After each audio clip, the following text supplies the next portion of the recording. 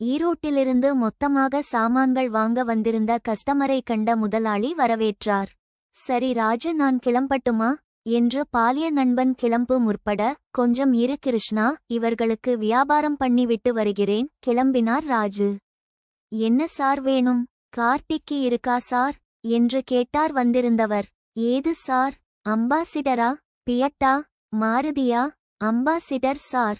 கடை பையனை கூப்பிட்டு, அம்பாசிடர் டிக்கி எடுத்துண்டு வாடா என்று கொண்டு வந்த டிக்கி பார்ச்சை எடுத்து, இது போதுமா சார் என்றார்.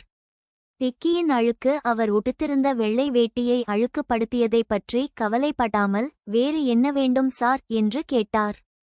வந்திருந்தவருக்கு எல்லாம் எடுத்து காட்டி, ஆர்டர் எடுத்து பணம் வாங்கி, நாளைக்கு உங்கள் கடைக்கு வந்து சேருகிற மாதிரி அனுப்பி வைக்கிறோம் சார் என்றார் ராஜு.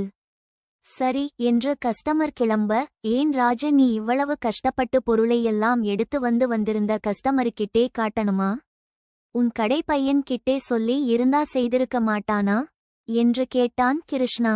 ஏன் கேட்கிறாய் கிருஷ்ணா? ராஜு, பார், உன் வேட்டி சட்டை எல்லாம் அழுக்காகிவிட்டது. தும்பைப்பூ மாதிரி உடுத்திருந்த வேட்டி காவியாகிவிட்டது பார் என்றான் கிருஷ்ணா.